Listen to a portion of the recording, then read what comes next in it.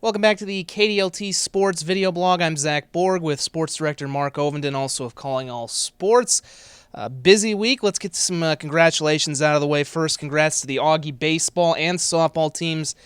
Their seasons unfortunately came to an end, but still very good years. Augie baseball lost the regional, did win a game, and they were very competitive in their two losses. Softball team, tough super regional here in Sioux Falls. They lost both games by a run.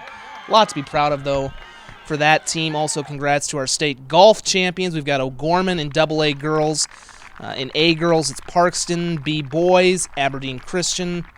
And in B girls, it is Dubrook. And one other one that was a great story, and we've seen a lot of success from USD track the last couple of years. Obviously, Bethany Buell on the women's side won the national championship. The men's programs won a couple indoor titles, but for the first time, the men's program won an outdoor title at the Summit League Championships this last week. They share it with North Dakota State, but impressive work they continue to do with that program. Sharing is fine with Dave Gottsleben as the men from USD.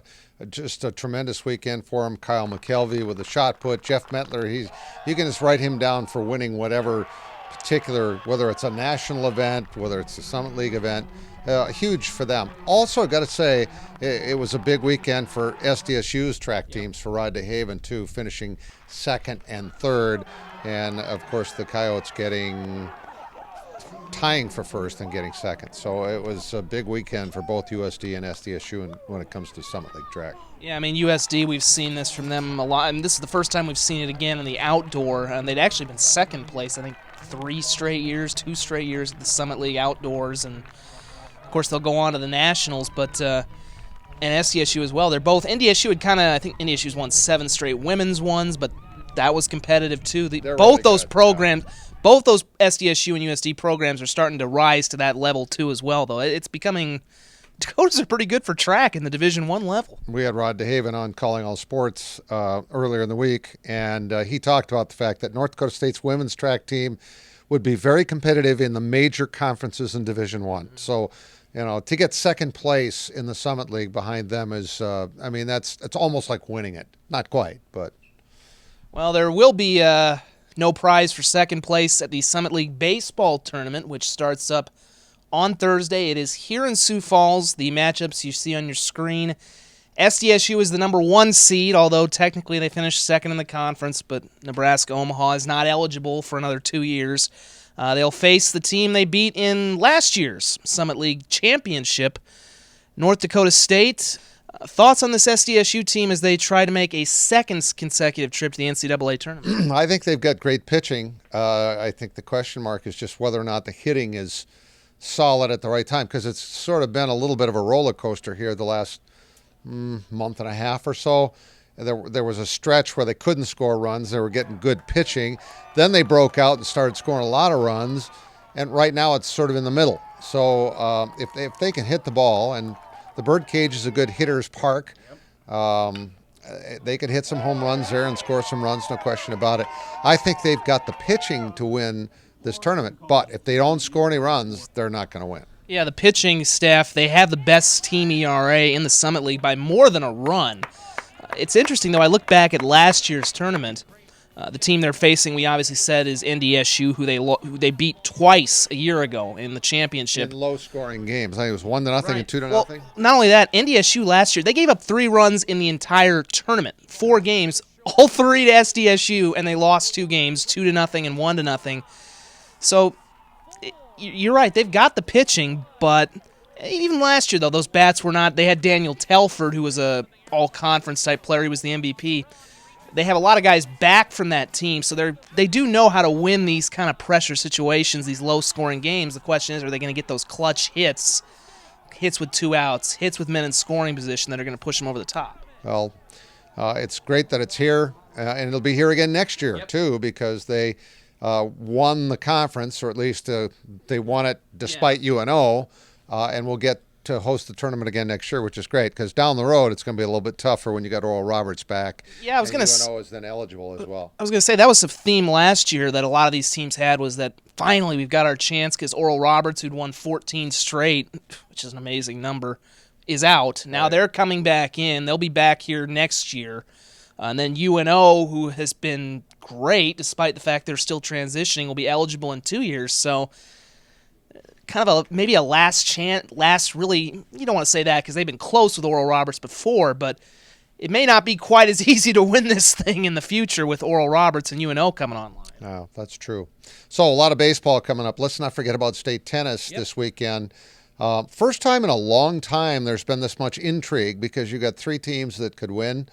O'Gorman is always the team that everybody expects to win, and they certainly could do it again. They've got the best player. Tommy Entwistle is, I just don't see anybody beating him. Caleb Dobbs, however, who was our Athlete of the Week last week, he and his Lincoln Patriots could really give them a run for their money in terms of the team competition. And watch out for those Mitchell Colonels, whose only loss came in the final week of the regular season to Lincoln. So you got 3 teams that have all beaten each other. They're all really good. Lots of talent amongst those 3 teams, and I think it's going to be a fun tournament. I just wish it wasn't in Rapid City. You're right, a phenomenal tournament. Also, state baseball is starting as well. That'll be out in Mitchell. We've got, and then state A baseball, I should say, is out in Mitchell. State B is in Sioux Falls on Monday, and then state track is the following week. So the season's quickly wrapping up. And one more thing we'll touch on real quick. Since it was opening day and it's a 100-game season, we're not going to be talking a ton of Canaries unless they make a playoff run. But Sioux Falls won their first 2 games. They've lost 4 straight. Sioux City kind of beat them up toward the end, and they played a good series with Gary but lost a pair of 1-run games. Kind of a change this year. The pitching staff looks fairly solid, but it's not the offense. They don't have the big boppers, the big power hitters that we've been used to. What are you expecting from this Canary team? Well, chicks dig the home runs, so it's not going to be the sexy, glamorous team they've had in the past. They've had some great home run hitters in the past, and they aren't going to have that this year. It's plain and simple. They might hit some home runs, but they're not going to have anybody hitting 30 home runs and leading the league in home runs. So it's going to have to be Ben Moore and the rest of the pitching staff really determining how well this team does. That and defense. Don't overlook defense, because the Birds have had teams in the past that have scored a ton of runs Last year's team and couldn't play defense. It's not always the pitching. Sometimes it's the guys in the field. So remains to be seen. Speaking of baseball, that was Don Meyer's passion. And Saturday is the memorial for Don up in Aberdeen at the Barnett Center. We lost a great friend last Sunday morning. And Don Meyer loved the game of baseball. We all think of him as the second all-time winningest men's college basketball coach, which he is. But truth be known, his first love was baseball. He always wanted to be a Major League Baseball player. Played in the Basin League, pitched in Sioux Falls, believe it or not. And so I guess I just wanted to sort of end this blog with just a heartfelt wishes for the family as they go through a tough time. You're in our prayers. Don Meyer, there's 3 things I can say about Don. I respected him, I admired him, and I loved the man. He was like no one else I think I've met in my 36 years here in South Dakota, and I've met a lot of truly incredible people, but Don was one of a kind, and the world will not be the same without him. However, I can say this, Don Meyer left the world a better place. No better way to end it than that. We'll see you next week on the KDLT Sports video blog.